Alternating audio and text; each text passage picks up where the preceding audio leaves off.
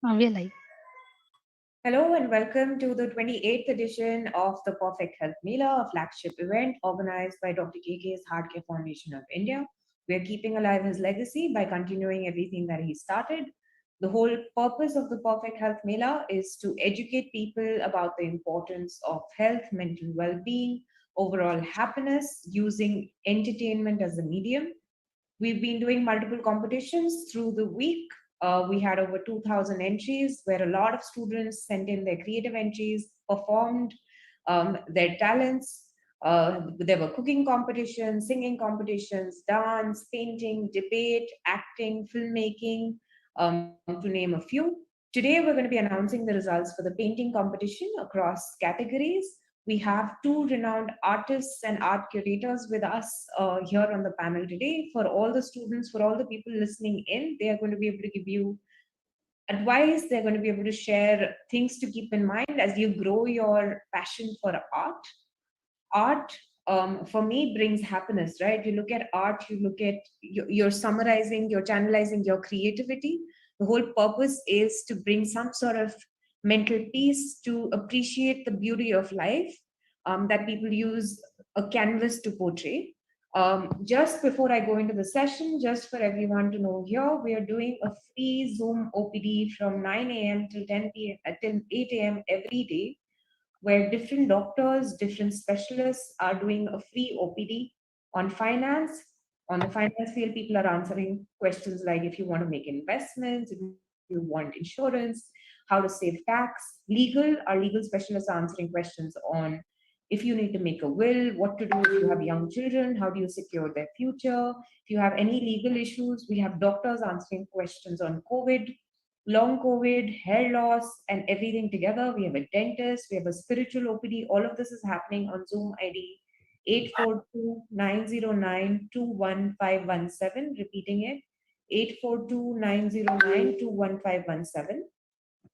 That is the Zoom ID. So I'm going to now get back to my session, welcoming Bahar. Bahar is a lawyer turned artist. She started her career with law, but decided to pursue her passion for art. So that is something that's very inspiring for all the kids. You guys can follow your passion and you can be successful in whatever that you do. We also have Gaurav Karan with us. He is a known name in the page three circuit and also in the art circuit. I think if you Google him, you'll see him more on page three along with Bahar. So that's for all the kids here. Just coming to you, Bahar and Gaurav, what is there are kids here? There are people of all ages. What does art mean to you, and how does art bring you happiness? I think I'm going to start with that. Gaurav, are you going to start or should I? I think we should direct all questions to a very celebrated artist that we have with us. And then I can add to what she says. Quite convenient, but I think art for each one of us is, I think for me at least, it's therapy. It's a way of life. It's actually an extension of myself. So even when I make the switch, it doesn't even feel like it is work. It's just something that I turn to just to find myself. It's like the only time when my mind, body, soul actually are connected when I'm focusing on it. And quite honestly, in today's time, any time spent apart from being on the screen is therapy. So art, it invigorates that feeling in me. It makes me happy. It makes me content.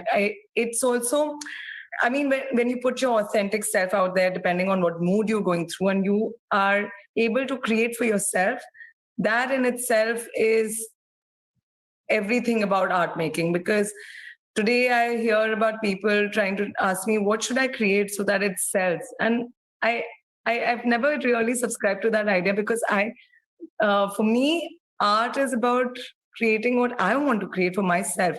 Validation or sales are an eventuality. So even if you're not pursuing it as like a career path, you should not think about, all the things that come along with art, in terms of sales and other extraneous considerations. You should just create for yourself.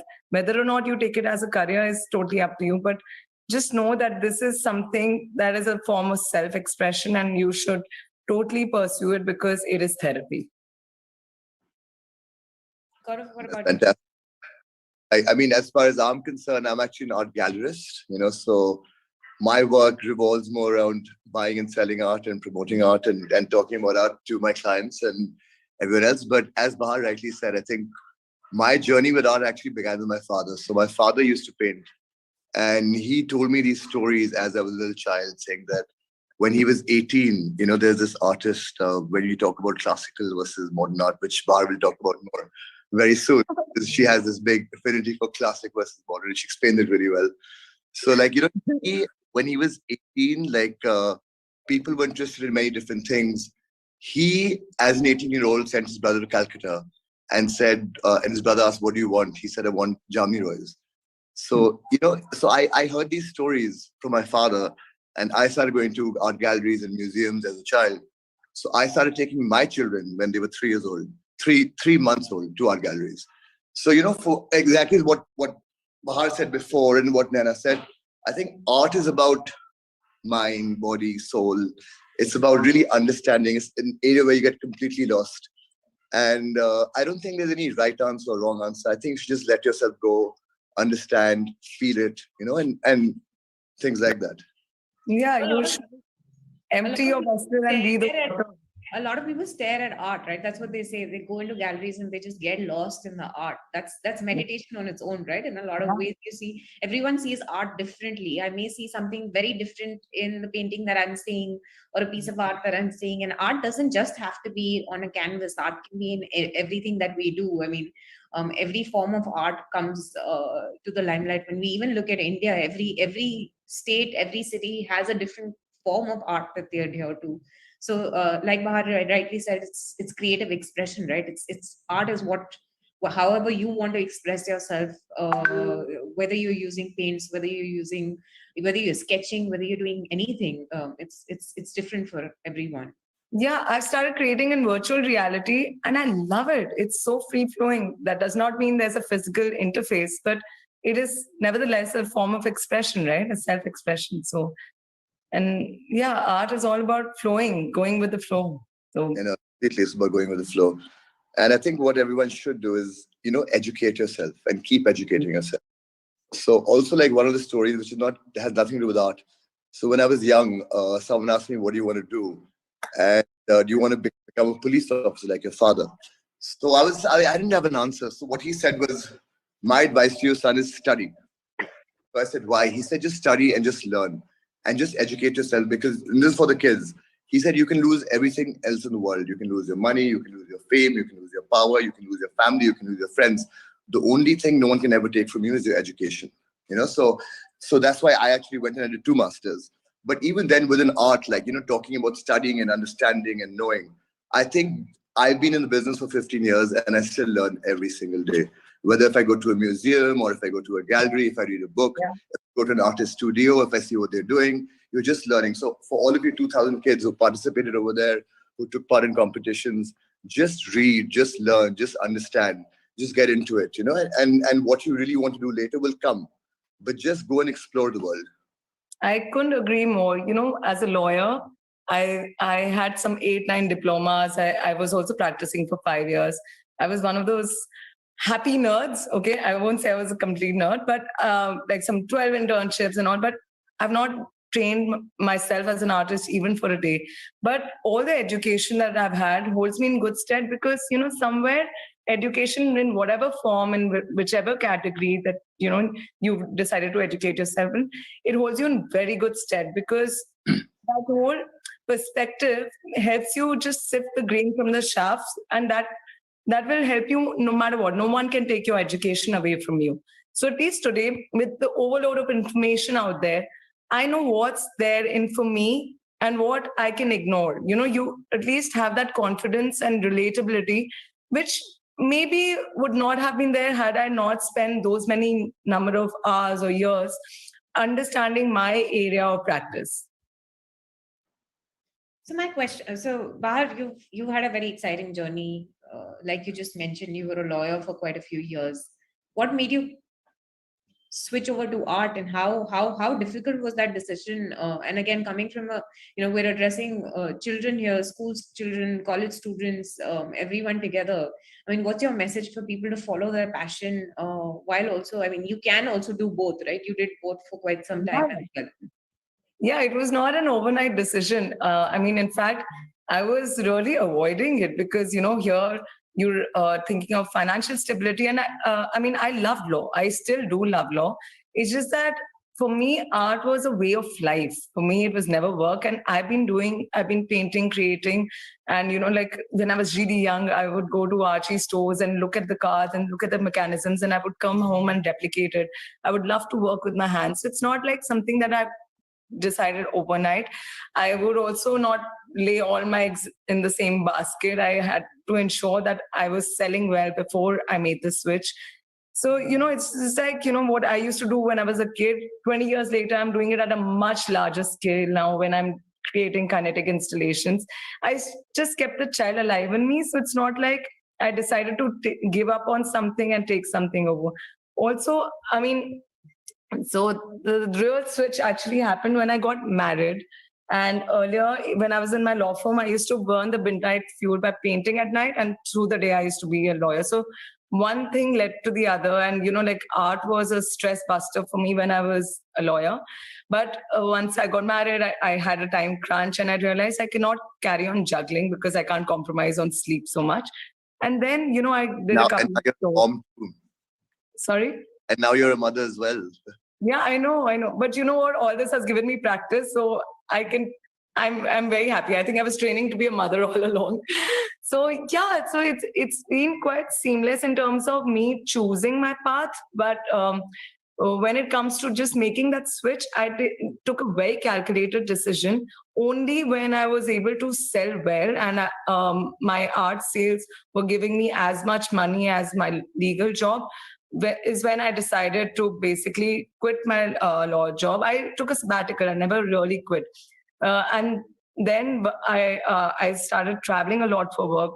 I was in Dubai, New York, Venice, and with each validation and features, like I started getting a little bit of confidence because the plan was always to get back to law. But I'm glad, and luckily, so it hasn't happened yet. Though in between, because I started operating as an artist and I was also in touch with a lot of galleries, there were a lot of loopholes that I came across. So I started furthering art law, and then we were in Japan and we were talking about all the issues that arise in India. And then so now my focus in law is towards furthering art law. And I've been going through the policies, and maybe in a few years we'll have some frameworks in place just to ensure, there's accountability, the protection of gallerist rights, artist rights, just to make the entire legal framework a little more conducive for the business of art. Because if we don't do that right now, in India, the prices of art will not appreciate as much as in the global market. So, I'm kind of married both my passions. But of course, I mean, I'm an artist at heart, and that's why I'm here today. So Bahar creates the art. Gaurav, you evaluate the art and then connect it, connect clients to. I buy, I sell, I have a lot of fun doing what I do, So like what you were so I've got two businesses, right? And one business is the private security business, the second business is my art business. But I think when Bahar also spoke about this, so when I'm in my world of art, I never feel like I'm working, It never feels like work but when my other business, it's like, it's like your everyday mundane thing that you have to keep doing. It's on repeat. But within the art world, there's just something new to learn every single day and something I just really love and enjoy. And whoever can be a part of this and make it their life and make it their passion, make it everything, I don't think there's anything better. Yeah. It's the most amazing Yeah. ecosystem. It's so fluid. No day, you'd never get bored. I mean, even through the pandemic, I don't think there was a single day I actually felt bored or I felt like I was missing out on anything because there was always something to do and to create. And even when you were having, I mean, as an artist, I can tell you, like, even when you're having emotions which are considered negative, I don't think art actually is one form that penetrates through those veneers. It appreciates honesty. So even if you're having a bad day, or a negative feeling, put it on your canvas, whatever medium you're using, put it out there. Whether you write poetry or you're expressing on the canvas or you're creating installations, because that, in fact, I think Gaurav could throw some light on this. If you, as an artist, put your authentic self out there, you end up creating a unique piece of asset, and that's exactly what someone is interested in.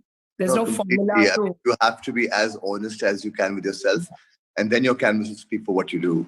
Because I mean, a lot of people also run factories, right, within the art world, and that's Yeah. terrible, right? Then you can see that this is something where it doesn't speak the language it's supposed to speak. It's not coming from the soul. It's something that's forced. But then, over time, people can see that too. So, so yeah, I agree entirely. And each of us are unique in our own way, and we should not be afraid. We should be fearless in putting ourselves out there. And that's what In art fact, encourages. yeah, in fact, if you see the kids, I mean, we've done multiple competitions, right? There's been Yeah. painting, and then there's also been art from recycled waste. So we decided that, there's been so much wastage over the past 2 years of the Yeah. pandemic. A lot of people don't, now need to start realizing how do you actually create art out of anything that you have, and how do you recycle. So we've also been kind of encouraging that. And I was I amazed mean, to see the sustainability is so important. yeah. Like even like my sisters are fashion designers, so to me that's also a form of art, of course, because that's again creativity. And a friend of mine just did a show recently at the Lakme Grand Finale. His name is Gaurav Gupta. So his entire collection was Yeah. from recycled, Mm. from the sea, from the ocean. It was like I think ocean waste and plastic. So I think that's also become a very important part of the movements going forward as people become more responsible towards your planet and towards your ecosystem. Yeah, create art, highlight sustainability. It is the Yeah. future, it's the way forward. So, what are your tips for people here on how to enhance creativity, right? Children, especially, while you're a professional artist, you're a professional art critic, and you understand art so well. Kids here, obviously, they just paint with innocence, right? And that's really what you see at the age, and that's really what came across all the competition the entries that we got. I mean, it was amazing to see the kind of art forms we got from people. I think the judges were just sitting there and saying, "Can we award all of them?" So just because you can see the innocence, you can see the concepts, you can see everything together, and of course skill. So one, what are your tips for people? And two, what all goes into creating a great piece of art? Is it the technique? Is it the design? Is it the creative thought behind creating a concept? What is the most important? I think, as far as what I would tell the kids who are trying to get into the space for the future is just let yourself go and just go and learn. I think what's really important is learning, it's understanding yourself, being creative, don't be shy, and really go out and learn. Go to museums, go to the National Museum, go to the National Gallery of Modern Art, go to art galleries, go to artist studios. Really like understand, what the world is doing, what you're doing. But at the end of the day, you have to do what you love. So be honest to yourself. And with time and education, you will understand more. You will understand yourself more and the passion you want to pursue forever or for a long time at least. The more you learn, the more you see, the more you understand. Go online, go to libraries, borrow books. See what other people do, and then it'll come to you. And then you will speak for yourself. So I think it's a lot about learning, and I think it's a process that never ends. You keep learning. You Yeah. keep learning, and then we have the going to talk about it as well. Her journey.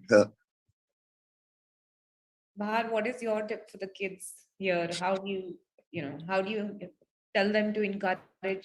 How do you encourage them to take up different forms of art, or what are your tips, or what are your top five things that you do when you're painting, or the emotions that go through you and what you channel into your final art piece?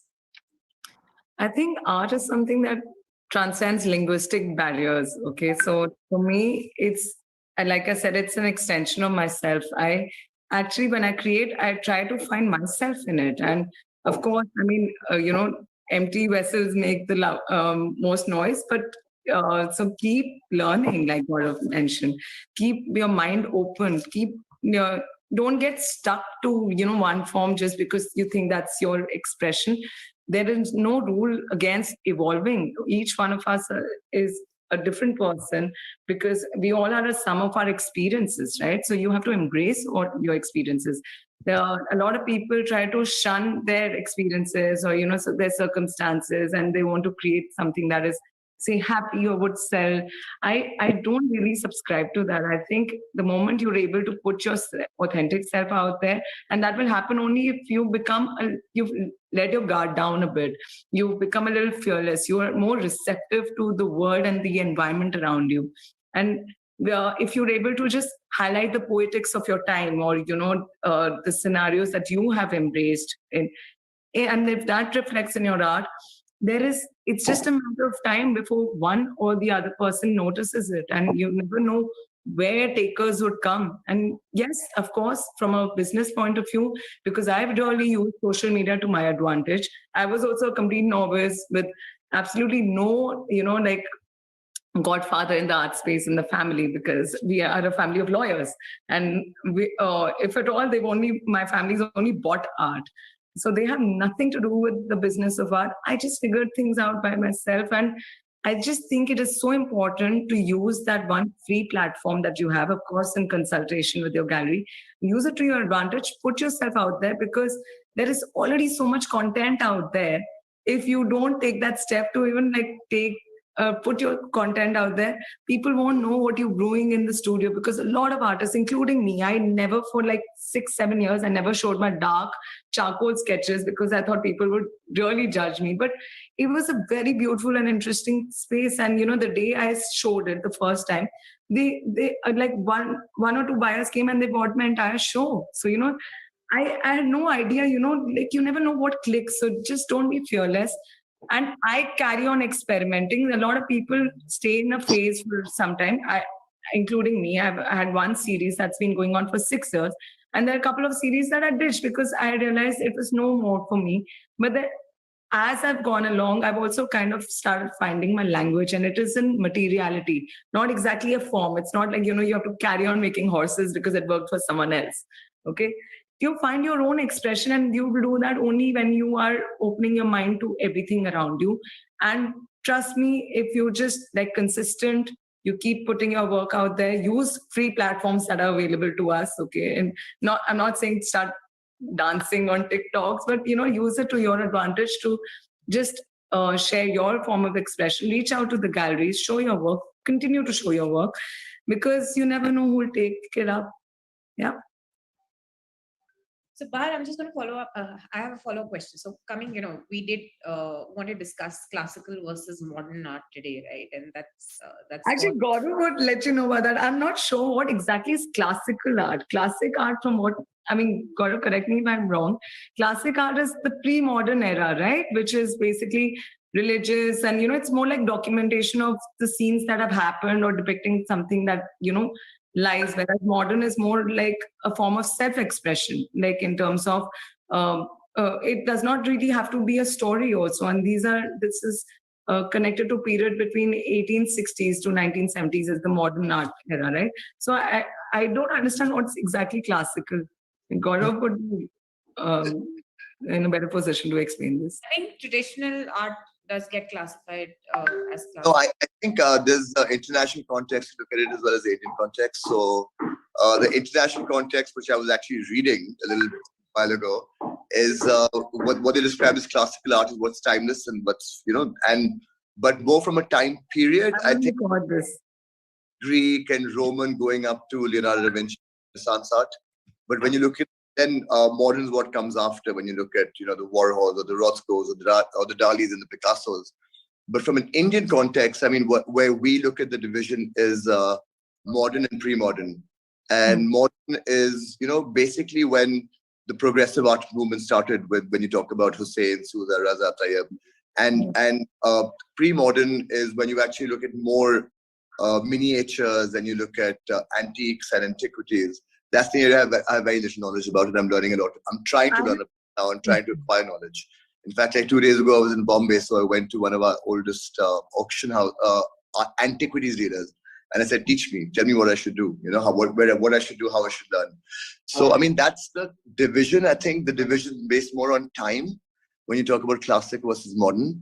But again, if you ask different people, you probably get different answers from an international context, from an Indian context. But I mean, if you look at classic as a word, classic just means timeless and forever. So I would actually put all art as classical art, and if you had to categorize, I think you categorize more time periods from different times. So you can take the Chola dynasty from the 9th centuries or 10th century, like one time period.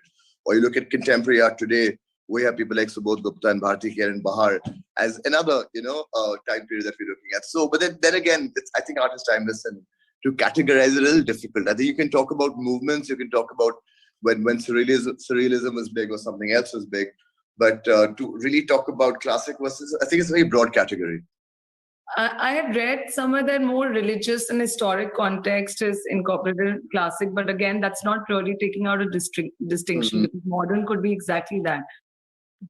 I mean, there's a lot of God in what we see today and what a lot of people do. Like one gallerist actually did a show, right, where the theme was God recently. And I asked him, not a few years ago, and asked him why. He said God sells. So there are different ways of looking at it too, So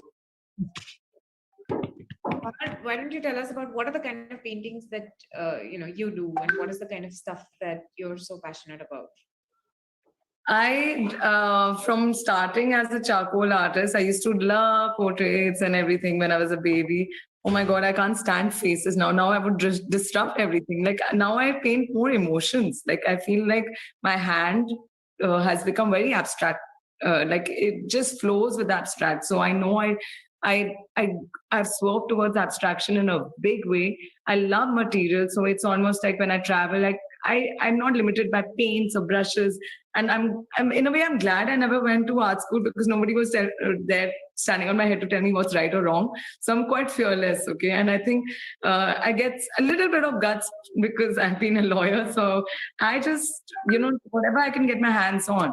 I'm like a little child in a candy store when it comes to paintings, because even if I'm like in the hills and there's a social cause that concerns me, like there were forest fires in Uttarakhand, I collected the pigments, local pigments, the chars, and I came back in my studio, I filmed it, I kind of photographed it, I created the pigments with the chemicals, I put it in slides, and that is a work that, trust me, nobody even understood in India. And that was my entry to the Venice second Biennale. And I was like, oh my God, this is crazy.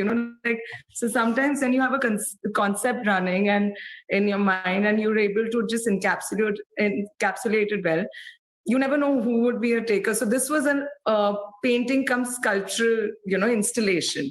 So again, like I said, it's not just flat works on canvas. Then, when I collaborated with DLF, I did one kinetic installation, which was basically like, it was like a 10-foot long thing. When we went to Spain with Pernod Ricard, we were launching wine there. I did a traveling bar. So for me, materiality has become very important. Of course, I mean, paintings are always there. It's convenient. It's something that, reaches homes, and I want to be part of as many homes as possible while I'm still alive. That's very, very important, because I think the number one factor that dissuades people to take art as a career option today is, or at least earlier, things have changed now because you have amazing gallerists like Gaurav who are supporting younger artists as well. People would think that you would get famous or make a name or make any money, if at all, only when you're gone as an artist. And that, thanks to social media and connectivity today, and people also realizing their own potential, this is really changing. So, you see people create from paintings to installations to virtual reality, and they're traveling all over the world with their work. So, even packaging has become seamless now. There are proper experts in the field who basically ensure your work, package your work, so that you could be fearless in terms of what you create, and galleries actually support you in creating big installations. So even if there is, if it's labor intensive, or like you need your funds, they are always willing to help you. So the ecosystem has really evolved, and I really see a very bright future for Indian art, especially because now gone are the days when they're asking you to be in this one straight jacket formula and just keep creating like the birds if they are doing well. No, you should evolve it. In fact, you should not look like your work should not look like a piece in the factory. So yeah, and I keep experimenting. I mean, depends on how others see it. I've actually started getting into video art also. Like I mean, I'm sure in some time I would experiment with performance art. And so, yeah, it all depends on your comfort zone. Gaurav, and both of you are parents, right? And Gaurav, you mentioned that you took your kids to the art gallery when they were very, very young. So how do you introduce They started when they were 3 months old, how do you So introduce art to kids, and how do you make them realize the emotional benefits, the physical, mental benefits that you get from art, and how do you communicate your that to kids without imposing your own passion on them? Mhm. you know, I mean, to start with, what you said in the end is don't impose, right? Yeah. You cannot force anyone to do anything. They have to start enjoying it. So I think initially they were too young, right? So for them, it was more like experiencing it. And then over time, I think I started enjoying it more. So, like, I took the kids once to the Kochi Biennale, which I think is a must visit for everyone. It happens every 2 years. And so that was by Kochi. It was a beautiful place. And the art was very, very experimental. So, what Bahar was saying, I mean, today in India or all over the world, I mean, you can really experiment. Art doesn't have to be a certain kind at all. You can experiment with anything. And so they loved it. Though by day three, the little guy who was 4 years old said, Papa, I can't do any more art. Can we please go to the backwaters? So don't force it. Introduce it and let them enjoy it. And those who actually enjoy it more will get more drawn to it. And I think it's a natural process. I don't think anything can be forced or imposed. Yeah, that's the thing. You take your time with Also it. for the kids out there who are sending messages saying results. I think all of you are winners. I don't think there's any one winner at all. And winning a competition or losing a competition doesn't matter. If you've come fourth or fifth or don't get an award, you can get one or the year after, or you don't get one. It doesn't matter. So just keep going. Don't worry about the results and just keep exploring.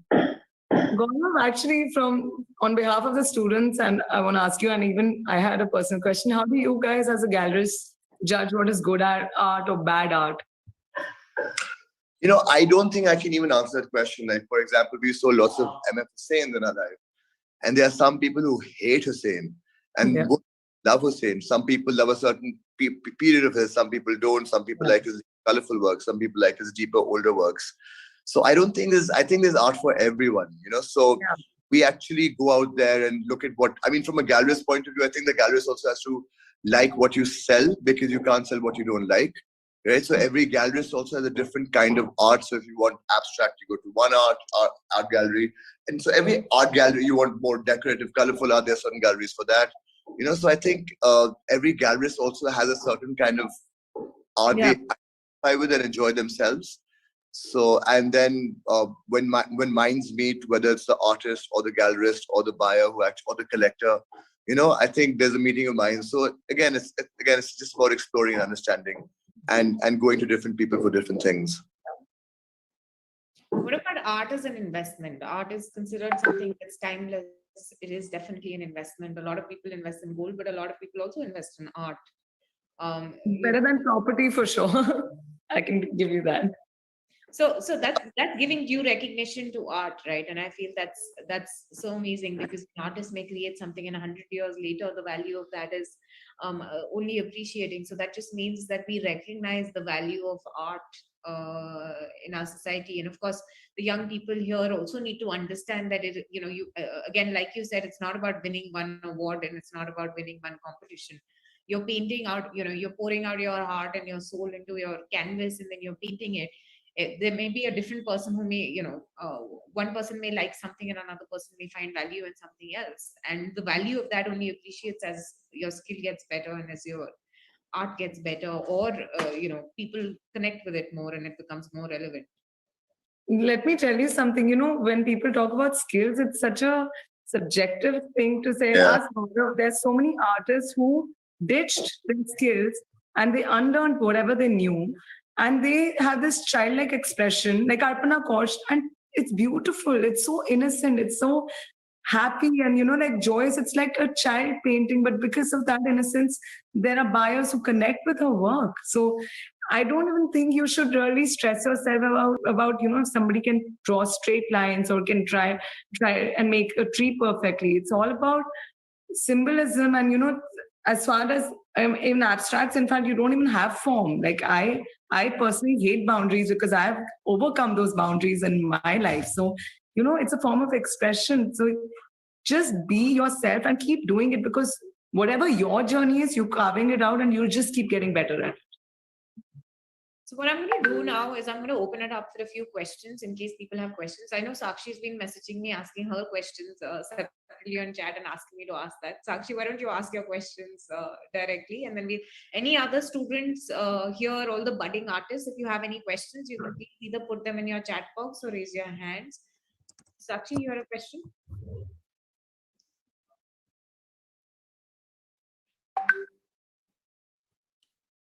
Is she able to unmute herself? Sakshi, are you there? We need to unmute her or give her access to speak, I think. I've given it. Hi, good morning to both of you. Hi, sir. Hi, ma'am. So, hi, am I audible? Yes, we can hear you.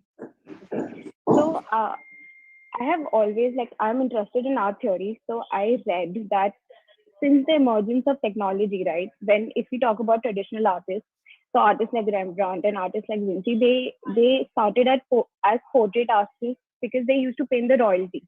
Then with the emergence of photography, the traditional pattern of art changed, and we had artists like Dali come in with surrealism and other forms of mechanisms. So would you currently digital art is very famous, especially on Instagram. We have a lot of people that post digital art specifically. So would you say a, a device like the development in tech is something that is very relevant to how art forms change over the decades or centuries, maybe?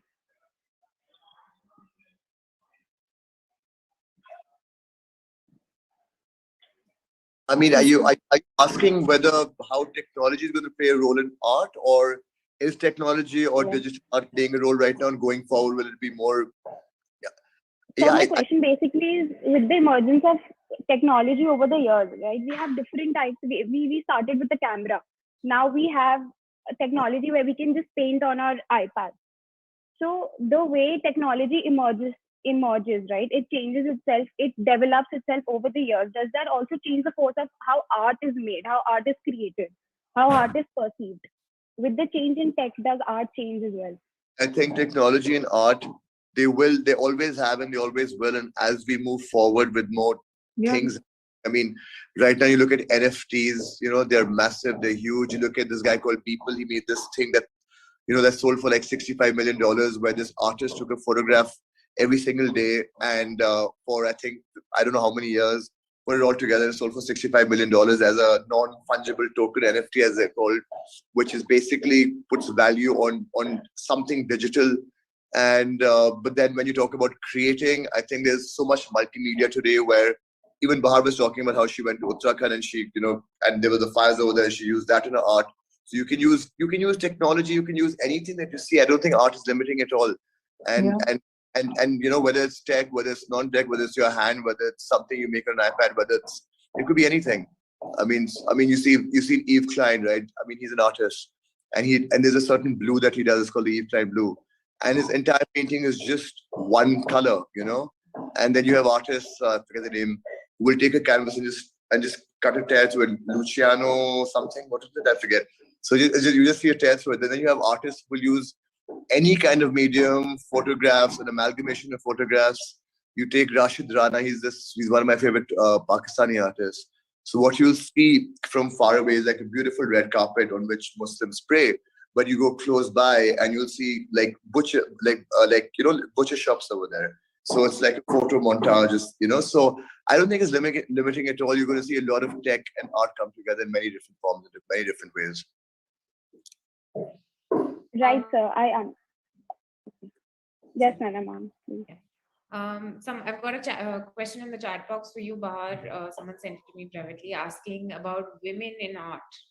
Is that how do you is there a sort of differentiation between paintings by men or women in terms of the value?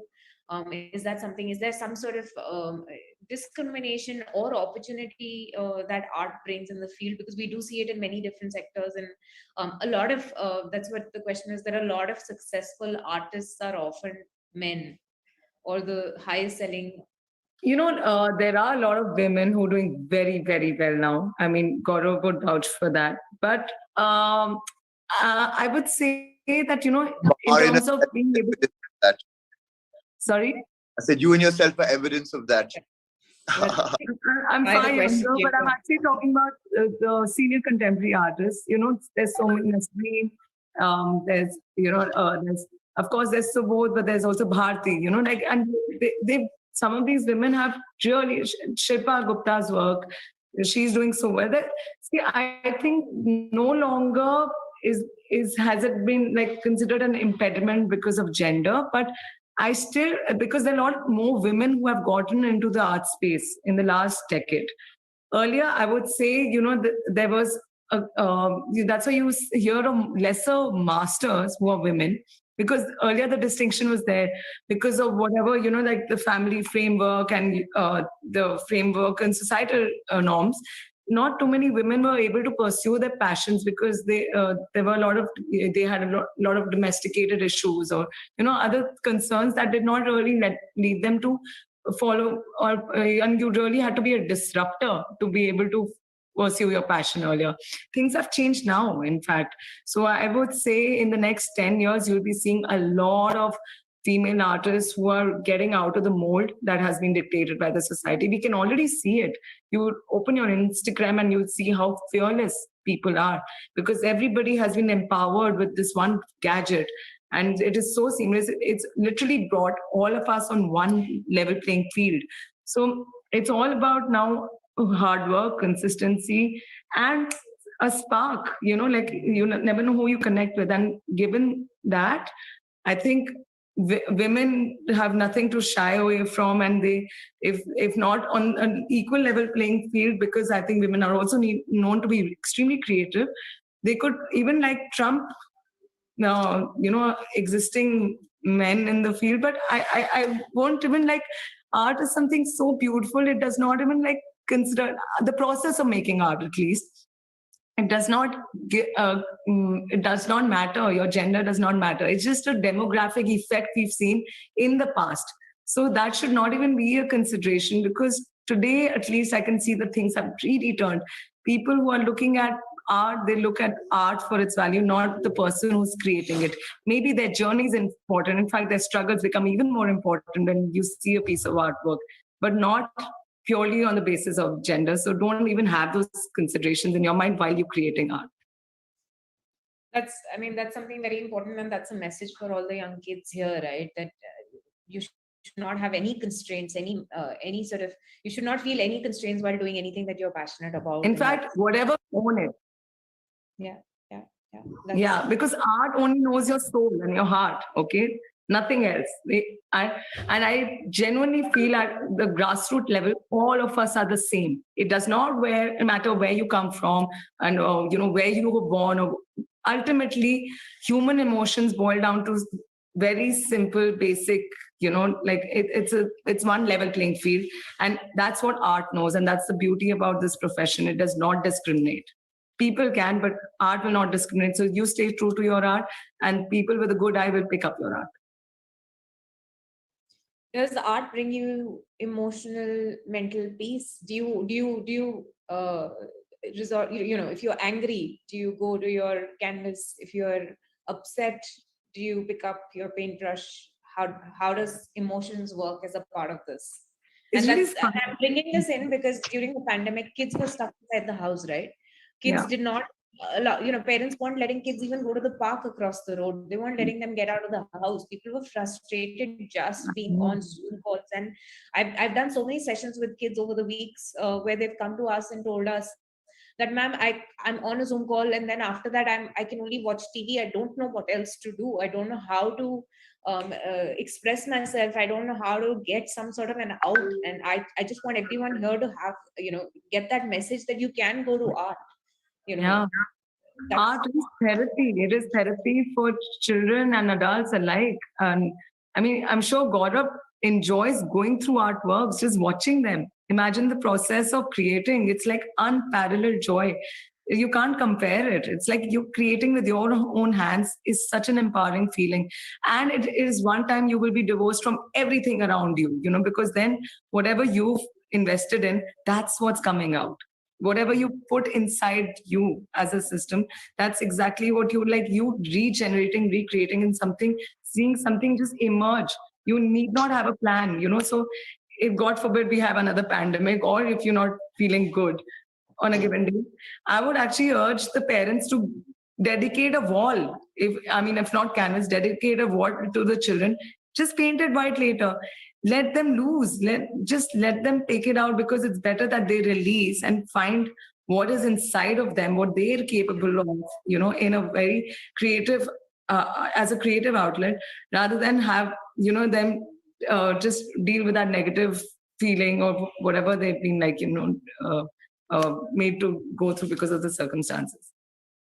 Last few quick takeaways for the kids here, quick messages for the kids, and also congratulating the winners. And like we said, everyone is a winner by the end of it. Before I hand over to Sakshi to announce the awards, and I let both of you carry on with your busy days. Any message for the winners, the people who were so good that we couldn't give them an award and categorize them into first, second, third categories? Since there were hundreds of people who sent in their amazing paintings, they painted live on Zoom. That's how and then they sent us the images of the painting. Wow. Gaurav, you should do a show for them. And you should go to the studio and you should watch Bahar paint to get inspired too. In fact, Bahar, what you should do is a studio visit with all these kids. I would absolutely love that. Oh, hi, Farhan. My son's on. Farhan? Hi. Hi. No, I would love that. If, one day we could plan, whoever's interested, we'll just go through paint. Why not? Yeah, we can do that. We can definitely do that. Absolutely. You can see It's how eager the kids I have are. no problem. Dirty it as much as you. So your message to the kids as a final takeaway. As I said, I think everyone's a winner. I don't think the kids should be worried about who won and who lost. Yeah. And what the results are. I think everyone's a winner. Just go out there, be creative, have fun, enjoy the journey. And it's a journey, and it's a very long journey that will always be a journey. So don't look at just validation or an award as what you're looking for. Just go out there and explore the world and explore yourself. Yeah. Bahar, your message. Same. I actually don't even care about the end result. It does not matter if the work sells or not. It is the journey, it is the process. I thoroughly enjoy the process because it has helped me discover me. And I'm learning constantly. I learn so much on the move when I see other people create. When I create, I surprise myself and then I'm disappointed. And then, I surprise myself again. And I think it is most important to take that leap of faith and put yourself out there. Perfect. Thank you so much, Gaurav and Bahar. Thank you for your time. I think this was a very insightful discussion. Thank you for supporting us at Perfect Health Mela. Over to you, Sakshi, if you can get to announcing the results, something that the kids are waiting for.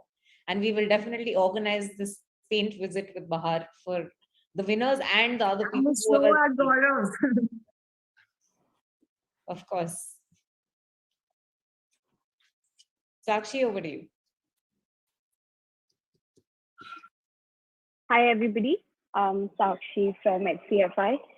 A big thank you to our esteemed panelists to come here. And we've learned so much from you today. And we've gotten so much inspiration from you today. Thank you so much for joining us. So with your permission, I would like to move on to our winners today. I think the kids are they're desperately waiting for it. So if I could. Is that okay? Okay, Ritu ma'am, can we have the video, please? Can we start? Which category do we start with? Science model. Okay. So we will start with the third prize, science model middle category. As previously stated, all of your winners and all of you are impeccably talented kids, and we truly appreciate you that you have decided to join us and be a part of a family during the Perfect Health Mela. Thank you so much for everybody that participated. We have never seen such talent. It was beautiful just witnessing you work. Thank you so much again. So we'll start with the third winner in the middle category, and so that is Tanishk Sharma from St. Lawrence Public School. Since we are virtual, I'll just play it for you. Tanishk, are you here? Hi, Tanishk. Yes, ma'am. Congratulations to you. Thank you, ma'am. Congratulations. Well done. Thank you, sir. Thank you, ma'am. So sign some. Okay, we'll just. Afternoon, all present over here. My name is Tarish Sharma. I study in St. Lawrence Public Senior Secondary School, class 6. And my topic of my science model is conservation of kinetic energy. So here you can see in my model there is a windmill. But how does it work? The windmill works by it produces kinetic energy by the flow of the wind. It tests the flow of the wind, and by that an energy is produced. That energy is called wind energy, and by that wind energy, many of the appliances work. Here you can see the street light of the society is also lighted, and the lights of many houses is also lighted. The second is solar panel. But how does it work? Solar panel is also a type of a sensor which collects solar energy in the day and produces the solar energy and operate the appliances in the night. So here you can see the light of the house has also lighted by the solar energy. So, the solar panels collect the sun rays, and by that sun rays, an energy is produced. That is also known as solar energy. So many of the appliances has now been operated by the solar energy, like solar cooker, solar air conditioner, and solar geyser. So these are like projects. But how can we conserve kinetic energy at our home? So as we know, in summers, we use the air conditioners and coolers at one time in different rooms. So that big appliances can also cause very big short circuits, and also it will be very expensive to pay the bills. So we should only use one big appliance at one time. And the second way, is also there, that we should only use LED bulbs, because it conserves around 90% of the energy as compared to other bulbs. Thank you. Stay home, stay safe. Have a nice day. Thank you, Tanishk. Come I'll on. just play it for you. Since we are virtual, we'll use tech. Congratulations. So Tanishk, how did you come up with this idea? Congratulations on winning. How did you come up with this idea? Mom, actually, where I live, I was actually in my grandmother's house, and when I was in my balcony, I saw a solar panel, and I brought my idea with that solar panel. Oh wow, that is Tanishk, that's brilliant. That is how solutions are made. You see a problem and you act on it. Congratulations to you, Tanishk. Thank It you, was ma'am. a brilliant idea. Thank you. Can Thank we you. okay? Can we move on to the second winner of the middle category, please? He's Divyanshu Tiwari from Evergreen Public School. Respected all, I am Divyanshu Tiwari from Class 8D from Evergreen Public School. I am here to present my working model on ways of energy conservation at home. As you can see, I have prepared a house lights up with the help of renewable source of wind energy. Along the solar energy, as they both have some limitations in some aspects. It generates wind energy into electrical energy. The wind turns the turbines goes along the shaft and reaches the generator with produce electricity. Now, let's move to our other house. insulated walls. I have put some homemade insulation like aluminum foil inside the house walls so that the temperature can be maintained and reduces the rate of heat transferring from room to room. Now, let's move to our geothermal energy plant. Geothermal energy plants are used in the order to generate electricity by the use of geothermal energy. Hot water extracted from the earth through a series of wells and feed the power plant. Now, let's move to our last energy conservation greenhouse. A greenhouse is a structure of walls and roof in which plant require climate condition. That's all I have for you to conserve energy and save our planet. Thank you. Thank you. Are you on call with us, Divyanshu? Divyanshu, are you on call? We'll call you on stage then.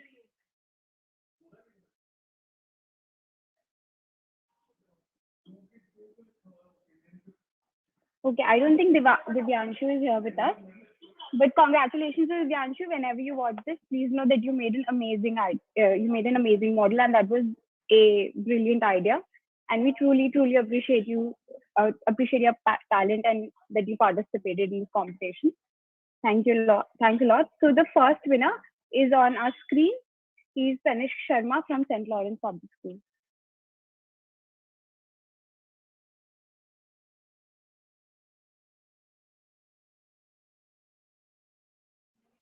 Please play the video.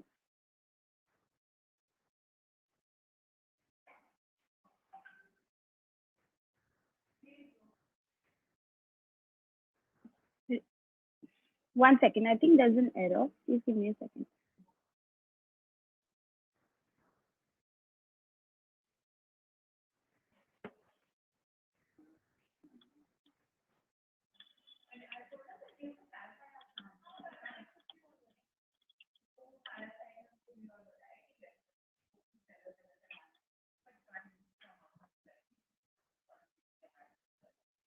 I'm sorry. Since Tanishk is already already came on stage and he got the third prize. So the first winner in science model middle category is Ranveer Yadav from Bluebell. Yeah, the one I'm from class 7P, Bluebell Public School, Gurgaon. Good afternoon, honorable judges, my dear friends, and one and all present here. Today, I'm going to suggest few ways to conserve energy at home. I have designed a house which remains cool and conserve lots of electricity that we otherwise use to keep it cool. The few principles which I kept in mind while designing this house is insulation. The thick walls are built up using super insulation to achieve high grade insulation, which ensures that the home is well insulated all year round, which stops cooling or heating done by internal sources from leaking out. The only downside to this is that this just makes the wall very thick. The bad orientation can cause significant heat depending on the time of year. But even these high performance windows and doors can be inefficient if they aren't well positioned. That's why the house I have built windows that are positioned in such a way that they provide proper ventilation and sunlight. This makes the house well lit during the daytime and also provides cool air whenever required. The house buildings are designed to minimize the all leaks around doors, windows, exterior electric outlets, etc. are properly sealed to not only stop cool air or heat loss, but also help to reduce moisture buildup or loss in cold weather. It provides comfort, but also improves the air quality by eliminating the risk of mold growth. The glass used for making doors and windows has two layers in between, which is filled with inert gases, which takes the insulation to another level.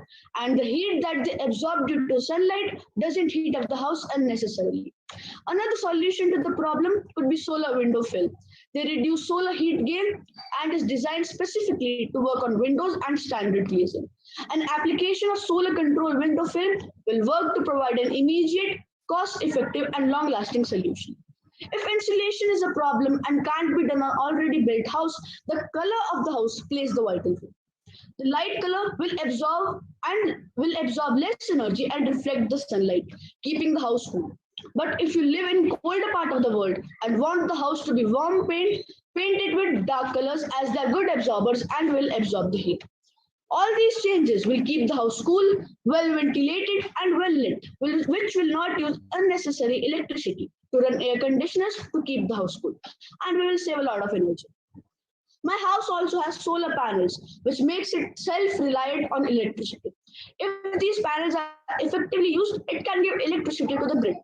Some of the advantages of the solar panels are they save lots of money, they increase the property value, they provide freedom from centralized grids, they contribute to a better environment as it is clean energy and doesn't produce pollution. It's not that costly. Yes, the initial cost of installation can be high. However, government schemes and subsidies exist that provide rebates to help with the initial cost. Also, remember that these costs are one time. Solar panel systems are extremely durable and require little to no maintenance over the productive lifetime. This type of house promises comfort, money savings, healthy indoor air, reduced energy bills, and long lasting quality. Some other ways to save and conserve electricity are replace your light bulbs with LEDs, turn off television, radios, and computer monitors when not in use. Use smart power strips, set the air conditioners and water heaters to the lowest comfortable setting. Use the cold water setting for washing clothes and use the dry sensor feature on the dryer to conserve energy, or consider hanging your clothes on a line to air dry. Use energy efficient appliances which have at least 5 to 4 energy rating. Reduce water heating expenses by using solar heater instead of electric heater. I don't know about you, but I will definitely make this house when I grow up. Thank you for giving me this opportunity. Thank you, Ranveer. I will also attempt to make this house when I grow up. Are you on call? Yes, ma'am. Congratulations, Ranveer. Thank you, ma'am. It was such a beautifully made, well-made model. How much time did it take you? Ma'am, somewhere around 3 to 4 days. 3 to 4 days. You worked so hard, Ranveer. Congratulations to you. Where did you come up with the idea? So many various scientific ideas to put in one house. Thank you, ma'am. How did you come up with the idea? Ma'am, like I have seen various solar panels here and there. So one question always comes in my mind that what is the concept of the solar panel? So I researched some things about it and I got to know that it conserves electricity and all. And these concepts like insulation, I've studied them in my classes. So I use these concepts. Wonderful, Ranveer. Is science something you're very interested in? Is that something? Yes, ma'am, it's my favorite subject. It's a favorite subject. That's amazing, Ranveer. Thank you so much. Can everybody please unmute and give a round of applause for all our participants and all our winners today? Thank you. Okay, thank you, Ranveer. We'll move on to the senior category for science model. Can I leave now? Yeah, you can, you may. But you should just support your friends, because Okay, they're also ma'am. winning. Sure, ma'am. Yeah, thank you. Okay, so the winner for the senior category, the third winner is Ruchira and Jatin from SD Public School. Congratulations. Good morning, one and all present here. I am Jatin and this is Ruchira Raghav from SD Public School. Today we are here for a presentation of our project model on energy conservation at energy on Earth is not an unlimited supply. Furthermore, energy can take plenty of time to regenerate. This certainly makes it essential to conserve energy. So let's look at how we can save energy and be more comfortable in our homes. So at first, we can insert smart photochromatic glass in the windows. Photochromatic glass changes tint and became dark when exposed to solar radiation and returning to clear state when no more exposed to sunlight. Photochromatic glass are excellent application area since the incoming solar radiation results in glare with lower productivity. We can save energy by turning off standby appliances. You can use plug sockets that can be turned on and off via your phone. You could use cheaper timer plugs to turning appliances off. The optimum temperature for refrigerator is 5 degrees Celsius and minus 18 degrees Celsius for freezer operation. An accurate temperature setting can therefore directly save your money. We can insert occupancy sensors in the roof. We can insert occupancy sensors in the room. These act as a light switch to activate and deactivate lights when they are not required. These, these These sensors can be used to detect the weekend to deactivate the lights after a specific time period. By using these sensors, one can conserve the energy without needing many change. We can insert thermostat in rooms. Smart thermostats can make your heating more efficient by only warming the rooms you are using. They can also be controlled by a phone, which means we won't have to come back to a cold home. We can use double glazing in the windows of our home. Double glazing insulates the home from the cold and helps reduce your heating bill as well as it keeps the noise out. wash clothes at lower temperature. Washing at 30 degrees rather than 40 degrees can help reduce our energy usage and helps in conserving the energy. If you fit a shower timer in your bathroom, you could save up energy by cutting just 1 minute of every shower. We can use thermosiphon. A thermosiphon is a passively driven thermal management device that utilizes the motive forces of natural convection and conduction. Thermosiphoning is used for circulation of liquids and volatile gases in heating and cooling appliances such as heat pumps, water heaters, boilers, and furnaces. We can make a terrace garden on the terrace of our home. The wastewater from the kitchen, bathroom, and other resources can go through pipeline after filtering to the terrace. This will help in making the terrace beautiful and will help in conserving wastewater. You can insulate the roof by using tiles. Roof tile insulation is primarily used to protect your roof against the elements and reduce heat loss. Roof tile insulation acts to add a barrier between the inside of your home and harsher outside, protecting your property and providing significant long-term benefits. We can paint the roof and the outside walls of the home with white paint. According to a research, white paint reflects 98.1% of solar radiation and it also emits infrared heat at the same time. It ends up absorbing less heat from the sun than it emits and let the surface coated with and we can let the surface coated with white paint cool. That too without consuming power. We can insert solar panels. Energy harnessed from the sun using solar panels can be used to directly to heat homes, provide hot water for bathing, cleaning, and other household chores. The energy can also be converted into electricity for lighting homes, power appliances, etc. We can use waste plastic bottles for planting in the garden or on terrace of the home. This is a simple way to reuse and recycle waste plastic without harming an environment. Don't give an excuse. Stop energy misuse. With this, I think you all are clear with our project model, and here we would like to end up our presentation. Thank you for listening us patiently. Thank you for your wonderful presentation. Are you present on call? Ruchira and Jatin, are you here? Okay, I don't think they are here with us, but many congratulations to you. You did a fantastic job. So now we'll move on to the second awardee from the senior category in science model. Congratulations to Jasnoor Singh Kohli from. Okay, Jasnoor Singh Kohli, congratulations to you. Thank you, ma'am. Thank you. We'll just show your video and call you on stage.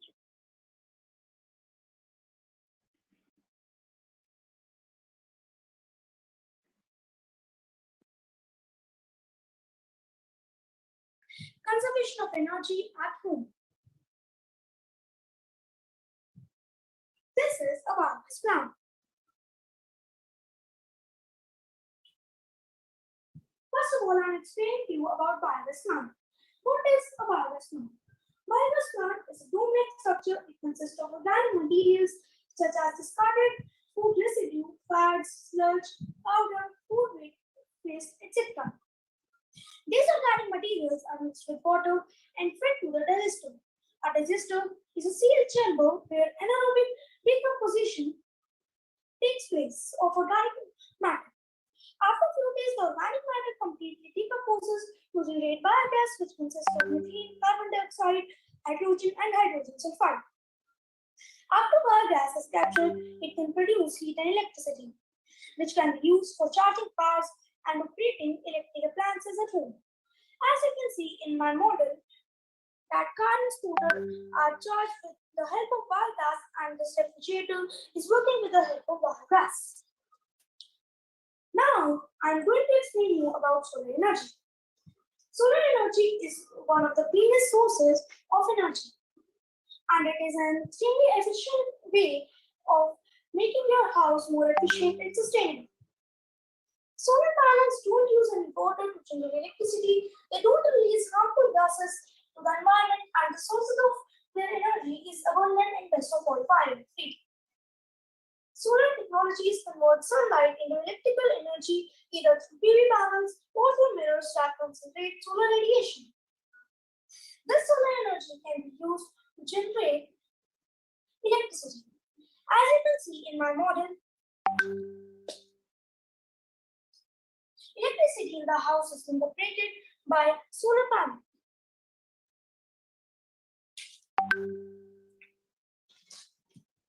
Now I'm going to explain you about the wheat grinder. At times, people hardly get time to work on their fitness. A novel concept of cycle-based floor grinder gives enormous benefits to people using it. It not only helps in the household need but also helps people in maintaining their physical fitness. Each rotation of the cycle sets into motion a wheel which further helps the grinder to convert fresh wheat into finely ground wheat. The floor grinder exercise is beneficial in many ways. It helps in naturally treating diseases like diabetes, knee pain, issue of fatty livers, and burnt calories. As you can see in this model, it would grind about 1 kg of grain or wheat containing more dietary fiber and protein. People involved in grinding feel more energetic and lose weight.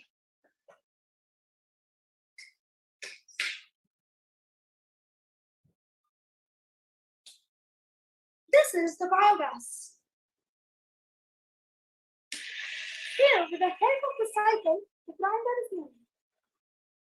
And with the help of solar panel, electricity is generated and the house is running. Thank you and have a nice day.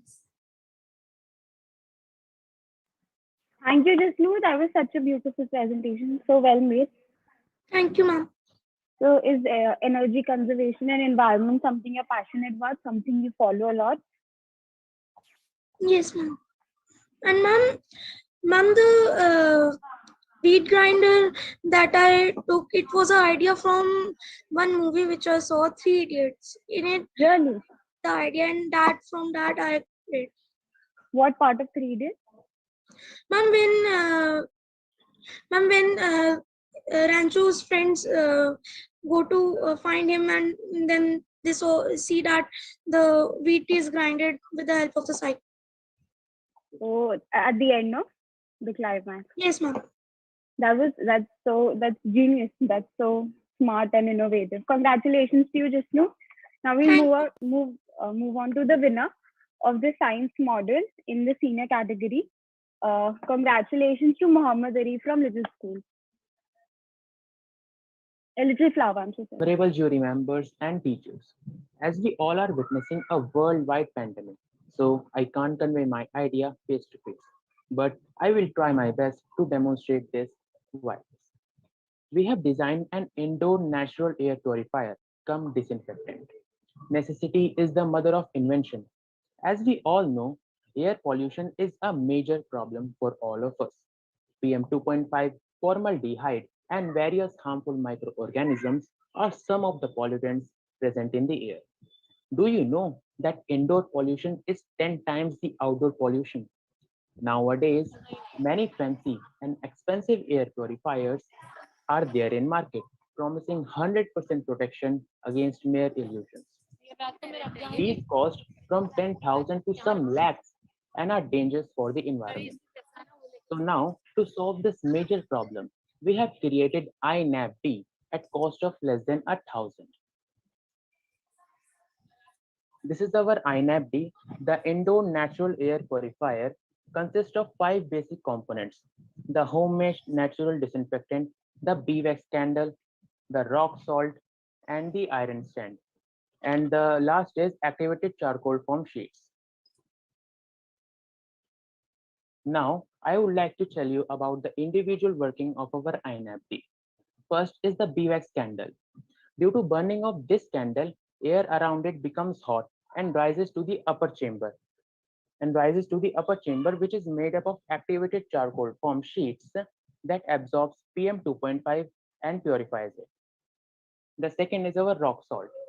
Another component of our system is rock salt, which releases negative ions combined with dust particles containing positive ions to settle down. We have placed the disinfectant in the middle of these two chambers, which on burning infused with air and kills the harmful bacteria. Thus, our purifier cleans air and creates a positive environment by making it disease-free. Ma'am, please allow me to share my screen so that I can show the working of our system.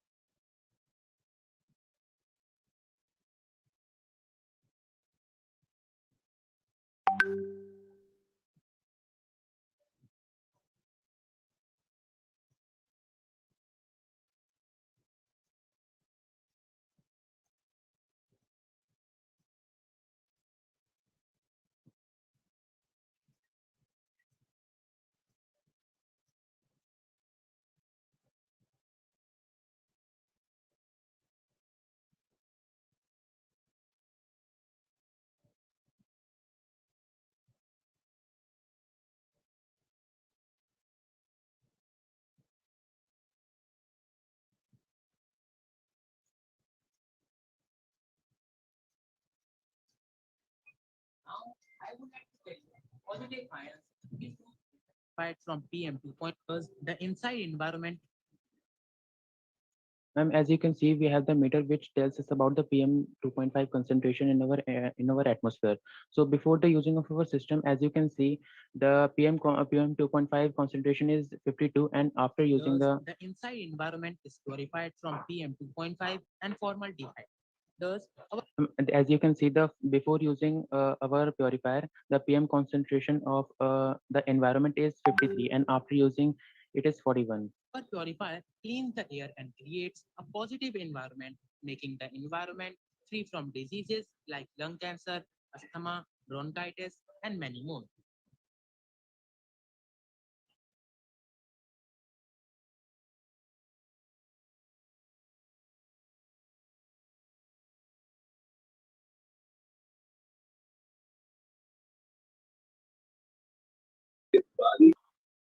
Sidhu, are we done with the video?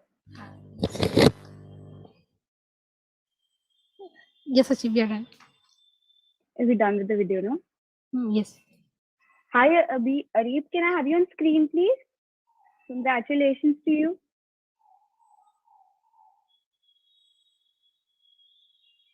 Arif, I saw you in the chat box. Are you here with us?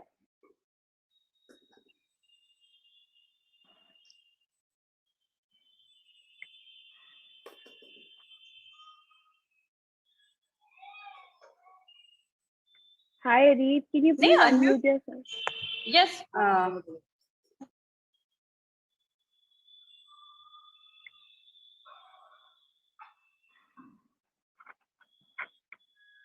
Okay, I don't think he's available. Arif, could you, if you are having trouble, please write it on the chat box. No? Yeah. Ritu ma'am, yes, Arif is here. Yes. Arif? Okay, so I think he's not. Okay. Yes. Good afternoon. Good afternoon, Arif. Congratulations to you.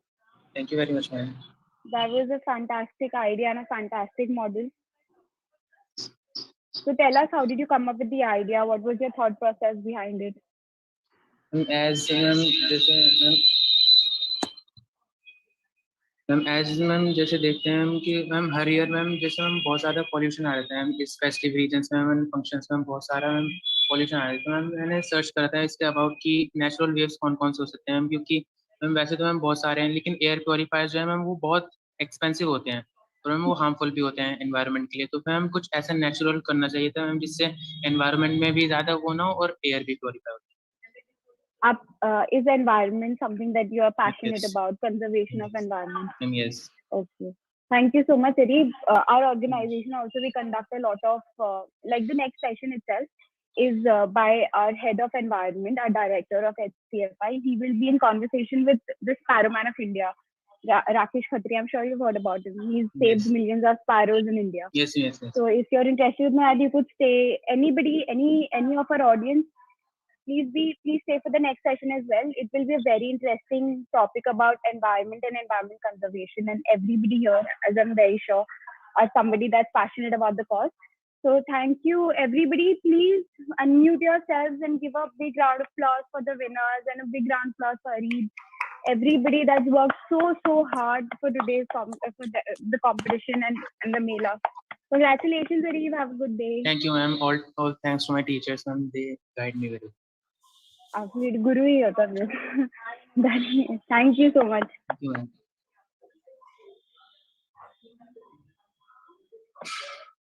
Okay, so can we please, everybody please, before we move forward, please unmute yourself and give a round of applause for everybody, every winner, every participant, for the immense talent that we've witnessed in this platform. Congratulations to everybody. Congratulations. Okay, so now we will straight move to the session, the award distribution for art from recycled waste. So let's start with the middle category, and the third award goes to Ryan Sapathi from DAV Public School. Congratulations. My name is Ryan Sapathi, class 7. DAV Quiz Findy. I have made a He has made a key holder. And the material used are photo frame, stone floors, glass, beads, and wood.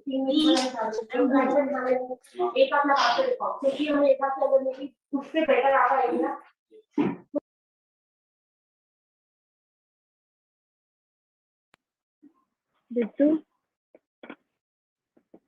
Yes, Akshi. Next move. We are done? Yes. Okay. Thank you, Ryan. Are you on call? We'll call you on stage. Ryan, congratulations on your beautiful art that you created. Wait, I'll put you on spotlight. Congratulations, Ryan. How do you feel? Thank you, ma'am. How did you come up with the idea of using those materials to create something so beautiful? Ma'am हम हमेशा waste चीज से effect देते हैं, पर मैंने सोचा कि हम उसका यूज करके तो सुंदर चीजें बना सकते हैं और घर में सजा सकते हैं. बिल्कुल बहुत सुंदर थी आपकी creation. Ryan, congratulations to you. Thank you for joining us and showing your talent. Thank you. Okay, so we'll move on to the second winner. Okay, Sanvi from Sri Venkateshwar International School. Congratulations to you. Namaskar everyone. This is Sanvi Chhabra. I am from Sri Venkateshwar International School, class 8D. This is what I've made. It is a pretty craft piece which can easily be created using waste materials like pistachio shells, twine, and empty glass bottles. This craft is thus beautiful as well as environment friendly. On the other hand, using paper, cardboard, and other stuff would have harmed the environment. More trees would have been cut, and this craft piece can even be used to plant some small herbs. Thus, this is an ideal craft piece which can be created from easily available waste stuff, as it can be used as a decorative piece as well as a plantation.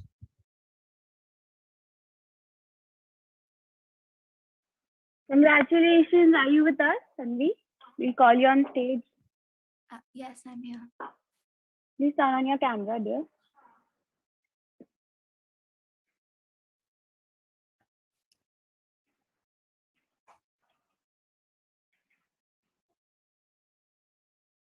Sanvi, we can't see you. Okay, we can see you now. Congratulations, Sanvi. How do you feel? I feel nice.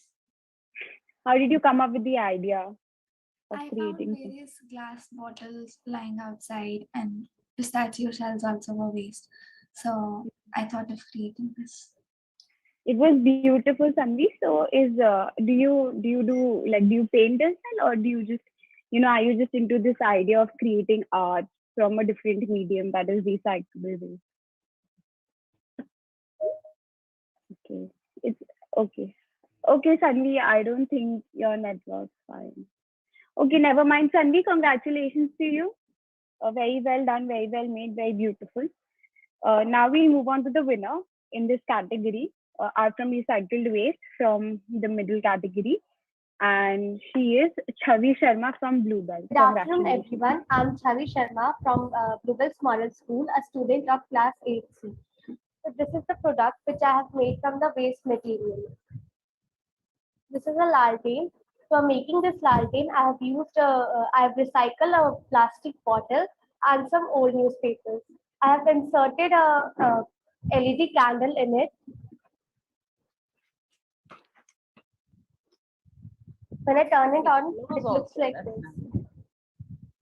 And what have you made the handle with? I've used a wire to make its handle. Nice. Good work. And I've used the stones which were there in the old clothes, and I used these stones to decorate it. Congratulations, Chavi. That was absolutely beautiful. We will put you on spotlight.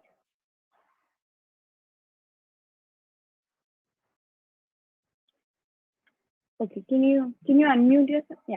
Congratulations, Chavi. That was absolutely beautiful. Thank you. How did you come up with the idea of creating?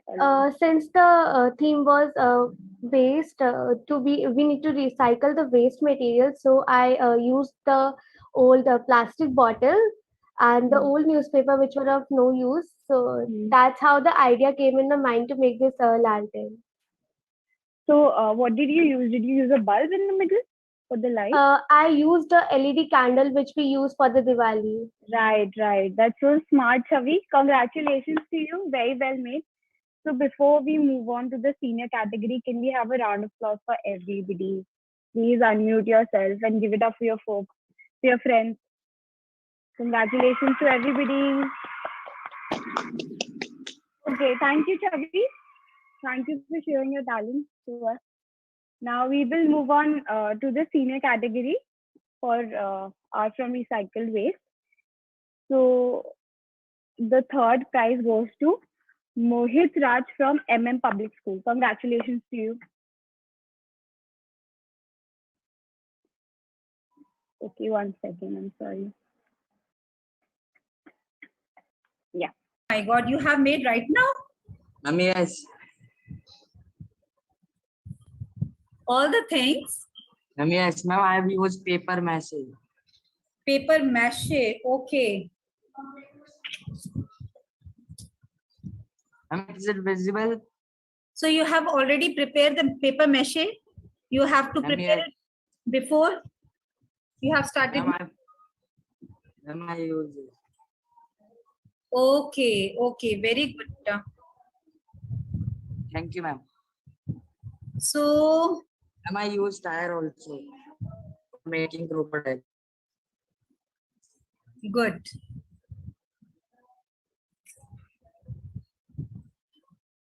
And what about flowers? You have made these flowers out of? Ma'am, this is a waste flower which we use in projects. Okay, you have already there. It was there. Ma'am, yes. And what is at the base? Ma'am, it is cardboard. Cardboard. Is it cardboard? Ma'am, no. Then? Ma'am, it is of wood. Log piece, na? Wooden yes. pattern. Okay. Nice one. And what about the grass? Ma'am, it is of a mat, waste mat. The piece of a waste mat.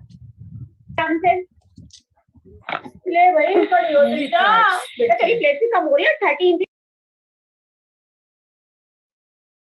Beautiful, beautiful piece. Mohit, are you here?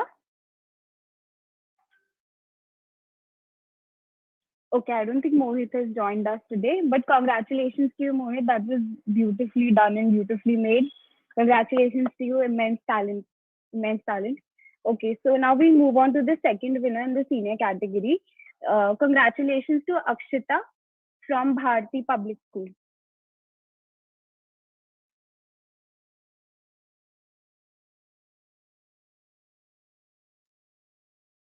Good afternoon, ma'am. I'm Akshita Pawar from Bharati Public School. Okay, Vita, show your work. Ma'am, I've made a little bag from newspaper rolls. Okay. So you have made the rolls right now and weave it? Yes, ma'am. Paper bag. Paper. Yes. So you will. Ma'am, this is a handy bag. You can say this is a handy bag. Now you will going to use it? Yes, ma'am. Definitely. Okay. Ma'am, I will gift my mother. Oh, you will gift your mother. Nice, Yes, nice one. Congratulations. That was straight out of a mall. Are you here with us? Akshita, are you here on call? Okay, I don't think he's here, but congratulations. That was beautiful. I'm sure your mother loved that piece. Okay, without further ado, let's announce the winner in Art for Recycle Waste in the senior category. Congratulations to Kanishka from Sri Venkateshwaram School.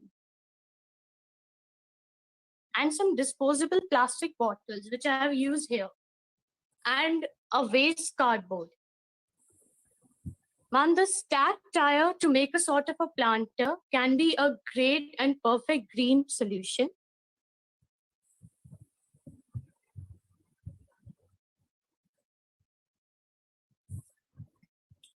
Okay, Kanishka, nice, very nice. And you have put some light also over there?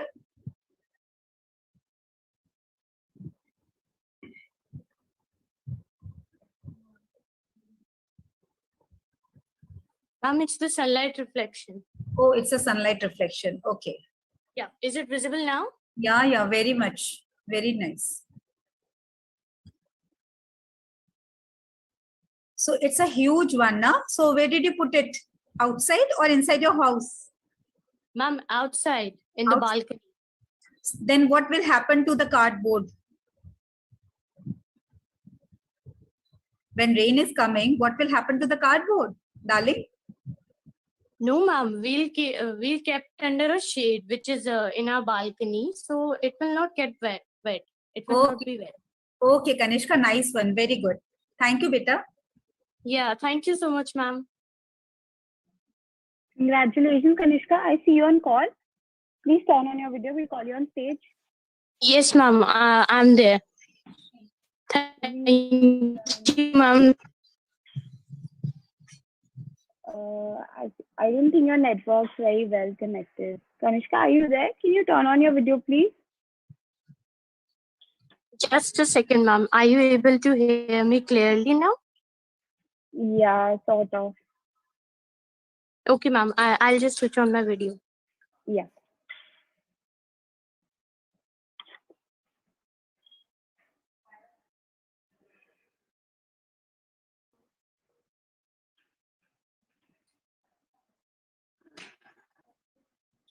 Congratulations, Kanishka.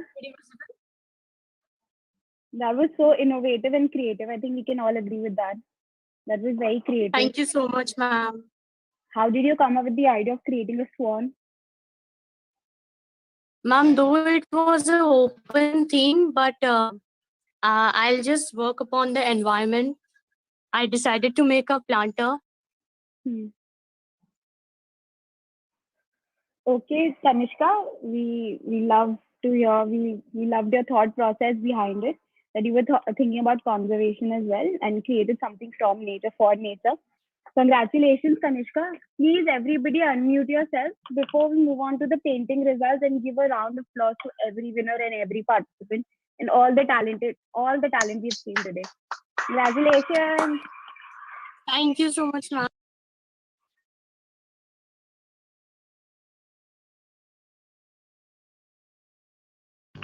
Actually, Okay, yeah.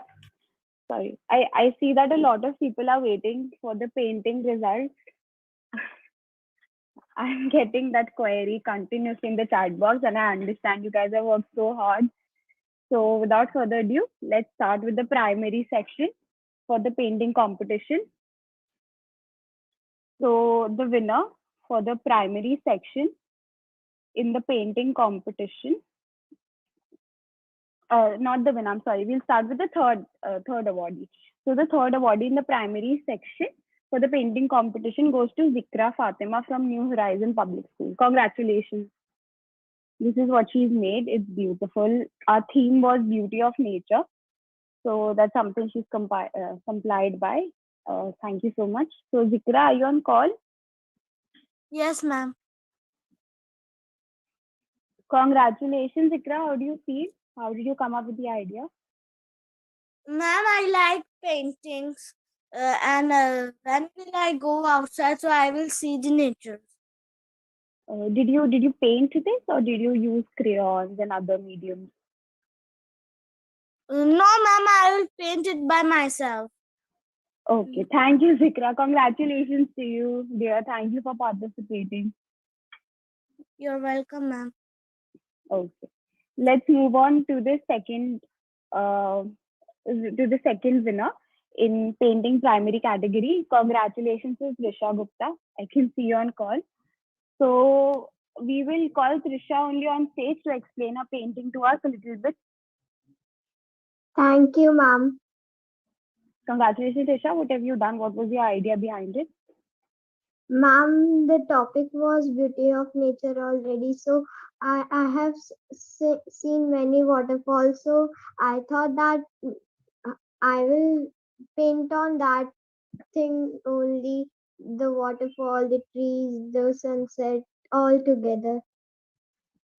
Okay, Trisha. So do you paint from a very young age or have you just started? What, ma'am? Do you paint since you were young or have you, started recently? Sorry, ma'am. It's okay, Trisha. Thank you, dear. I think there's some error with your audio. It's all right. Thank you so much, dear. Congratulations on winning. Thank you, ma'am. Okay. So can we move on? We will move on to the winner in the primary section, primary category. Congratulations to Rehat Kaur from Bryan International School. Thank you, ma'am. That's a beautiful. Hi, Rehat. Congratulations on winning. I've seen you in chat a lot. Are you happy now that you're the winner? Yes, ma'am. I can't believe that I'm the winner. It's very beautiful, Rehat. You should believe it. Yes, ma'am. Thank you, ma'am. How did you? Is this something you just painted out of your mind, or did you see this somewhere, or you just imagined this and just put it on paper? Ma'am, I have seen many waterfalls. And ma'am, this was the beauty of nature. And I have gone to many mountains also. I wanted to combine both of them. So I combined and painted a scenery like that. Okay, Rehat, congratulations. What's your favorite place you've gone to? What's your favorite mountain? Ma'am, I've gone to many mountains, but I don't remember their name. Okay, it's okay. Okay, congratulations, Rehat. Everybody, please, before we move on to the middle section, unmute yourselves and give a big round of applause to all our winners and everybody that has participated. Congratulations. Okay, so let's move on to the middle category. The third awardee is Tanya Tyagi from Little Flowers. Congratulations. Thank you, ma'am. Hi, Tanya. So you explain a little bit about your painting. What did you do? What is your idea behind it? Mom, I have just imagined everything. The Okay. hills and the trees, the beauty of nature always depends on the hills, trees. The beauty is like, I really love to draw. Beautiful. So this is a bridge, like you have connected to land masses through a Yes, bridge. mom. Okay, beautifully made, Tanya. Congratulations to you and thank you for participating. Thank you, mom. Okay, now we'll announce the second awardee. Akshita Chauhan. Sakshi, Yeah, yes, sir. Yes, sir. Yes, sir. how much? Because 1 o'clock can be start right time or just some. Yes, sir. We will start at 1. Okay, 1 o'clock. Yeah, so Okay. you So can go since ahead. okay, sir. Okay. So since Anil sir already mentioned, and I mentioned to you previously, we have an environmental session next from 1 o'clock. And I know all of you are such avid environmentalists and you believe in conversation, and that's something you're passionate about. So we have the very esteemed Sparrowman of India, Mr. Rakesh Khatri, with us for the next session. So please stay tuned. He'll tell you about his journey, his experiences, how did he get into the idea of sparrow conservation? Why is that extremely necessary for nature? Everybody, all of you love the nature, right? That's why you've made paintings on it, you've made models on conservation, made art art from recycled waste. So please stay tuned for the next session as well. Okay, so let's move on to the next person. uh, Congratulations to Akshita Chauhan from Lovely Public. Such a beautifully made piece. Akshita, I can see you. Yes, ma'am. Thank you so much. Congratulations. So, same with you. You love the nature and you just put it on paper. What was your thought process? Yes, ma'am. Okay, would you like to say something about your painting, like the colors you chose, anything, any specific reason behind it? Ma'am, I just painted on by imagining the picture, and the theme was beauty of nature. And when we think of beauty of nature, we always think of like trees and mountains, rivers, and all. So I just imagine and draw it. You just imagine the entire scene and put it on paper, Akshita. That's beautiful. Yes, It's ma'am. very difficult. I like to paint as well, but it's very difficult to put something from my brain into the paper. Congratulations to you, Akshita. Congratulations to everybody. Okay, so without further ado, let's announce the winner in the middle category. Congratulations to Niyati Kaushik from DAV. Niyati, are you here with us?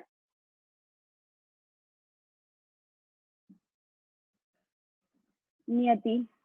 Okay, I don't think she's here with us, but a very congratulations to you whenever you see this later. Okay, congratulations to you. It's a beautiful painting, abides by a theme perfectly. Okay, so before we move on to the senior category, everybody again, please unmute yourself and give it up for your peers. They've worked so hard, and give it up for yourself. Give a big round of applause for yourself before that, because you've worked so hard and you've participated. You put yourself out in that platform. Congratulations to everybody. Okay, now let's move on to the senior category in painting. Okay, Ritu, can I have the third winner? Is Ratnapriya from DAV.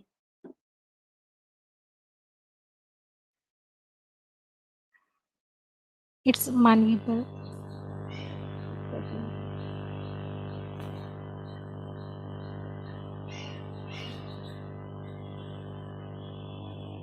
8 seconds. Sorry, 1 second. Just give me a second, please.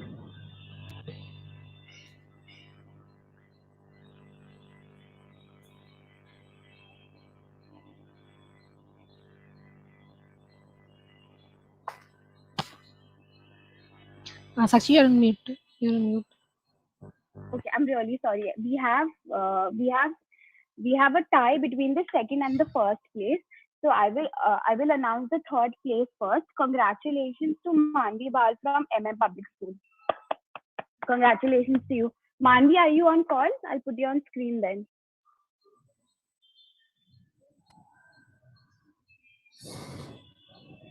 Okay, I don't think Manvi is here with us, but congratulations to you. It's a beautiful piece. It's very difficult to draw such amazing body proportions along with an animal. It is an amazing piece. Okay, so now, as I mentioned earlier, we have a tie between the second and we have a tie in the second place. First, I will announce my name. So congratulations to Arshia girls from Maxford School. Arshia, are you here?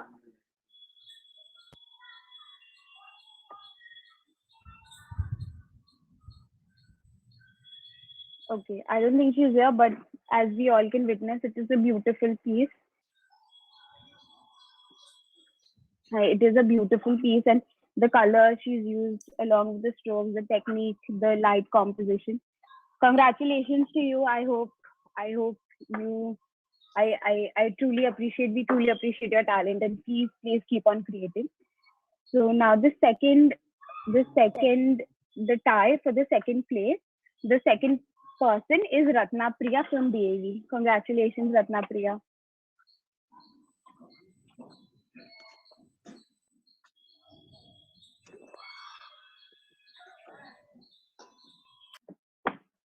Wow, that is a beautiful piece. Congratulations, Ratna Priya. Are you on call?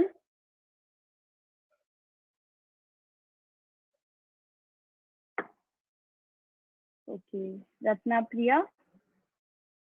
Okay, I don't think she's here with us, but congratulations. That is a beautiful piece. That is so creative that you thought of integrating nature along with, man. That's very smart and very creative. Congratulations to you. Okay, so without further ado, as I mentioned, we have a winner. We have two winners in the first category as well. We have a tie between two people. So the first person is Arman Verma from Bluebells. Congratulations.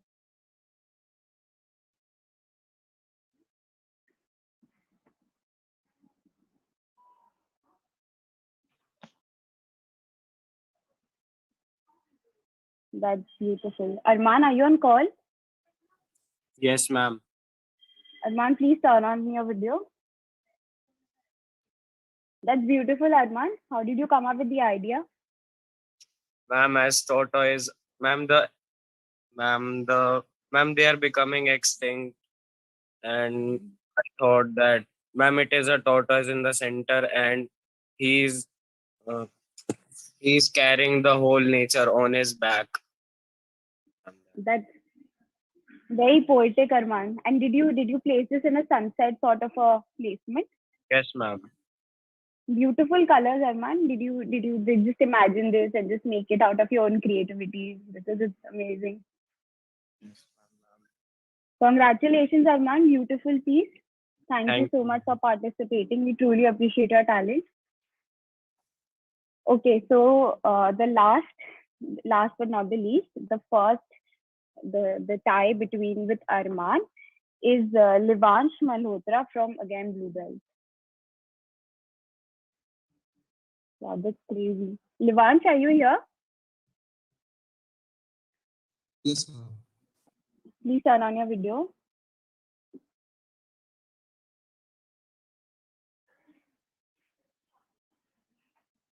Hi, Livansh. Congratulations. It's a beautiful piece. What was your idea behind it? It is just a metaphor. It personifies the nature. That's just shows it all. So like a collaboration between man and nature. Is that what you were going for? Yes, that's right. It's beautiful. Congratulations. We have Sir here with us, Rakesh sir, who will take the next session as I mentioned earlier. Good afternoon, sir. I hope you're well today.